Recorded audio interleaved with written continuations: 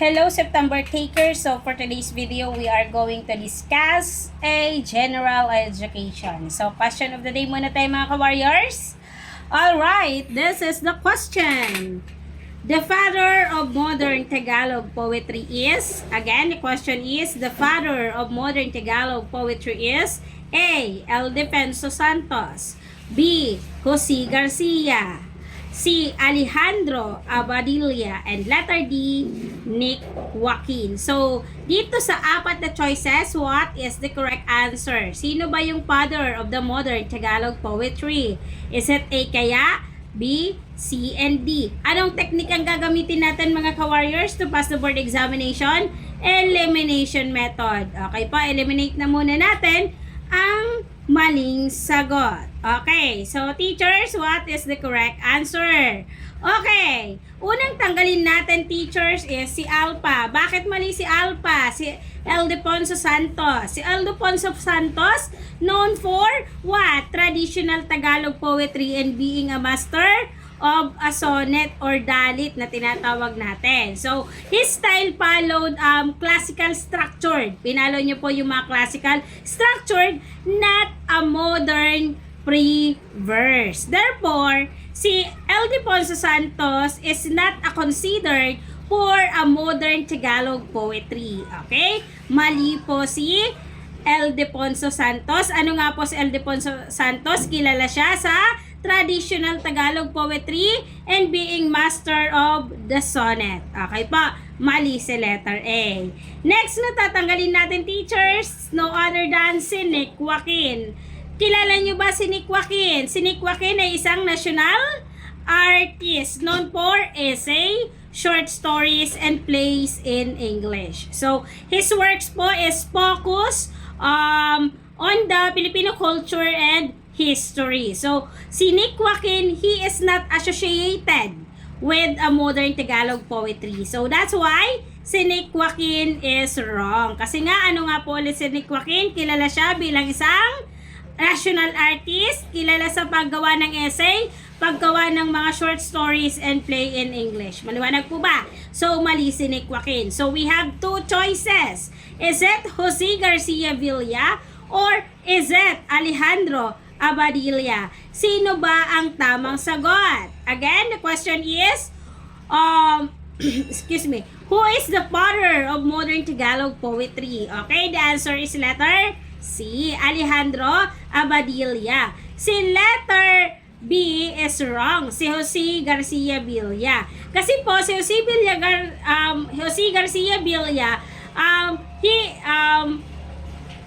he is famous for English language poetry. Okay, famous po siya for the English language poetry, not in Tagalog. Alright, so si Jose Garcia Villa po, kilala siya sa unique comma poems na tinatawag natin and international recognition. So, hindi si Jose Garcia po while modern his contribution in English literature, pero hindi po siya yung pinaka based on the main point of the question na father of the modern Tagalog poetry. Okay? So, mali po si Jose Garcia Villa. So, the answer is Alejandro Abadilla, si letter C. Si Alejandro Abadilla po, he is widely recognized as the father of modern Tagalog poetry. Ibig sabihin pa, he broke away from traditional poetic forms like balagtasan and strict rhyme scheme. And then, inintroduce din po ni Alejandro Abadilla ang pre-verse or malayang taludturan. Okay, inintroduce ni Alejandro Abadilla ang malayang taludturan in Tagalog poetry. So, his work po is focus more on individual expression, individual symbolism, and also modern themes. So, they influencing many future Filipino writers. For example, isa sa mga poems na nagawa ni Alejandro Abadilla ay ang Ako ang Daigdig. Okay, Ako ang Daigdig.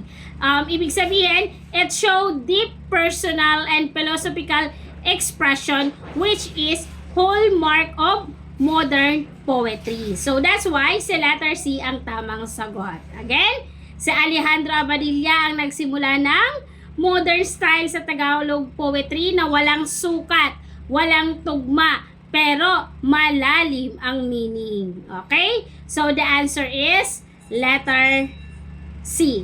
Okay, si Alejandro Abadilla, siya po ang pinaka-best answer among the best. Okay, teachers? That's all, teachers. Thank you for watching. Don't forget to follow Maestra Bicolana TL Tambayan for my Facebook page and also for my YouTube channel, Maestra Bicolana TL Tambayan Online Letter Review. Okay, pakisubscribe naman po ng aking YouTube channel para updated po kayo sa mga video na ina-upload ko po sa aking YouTube channel. And aside of that, our enrollment for TLE and TVT at Majorship is ongoing. If you are interested and willing to enroll in Maestra Bicolana TLE Tambayan, don't hesitate to PM me para ma-add ko na po kayo sa ating GC. Okay, teachers, sa mga nagtatanong kailan ang start, first week of May. See you mga ka-warriors, and then sa mga nag-take nung March 2026 board examination, LPT na yan. God bless you all. And that's all, teachers. Thank you and God bless.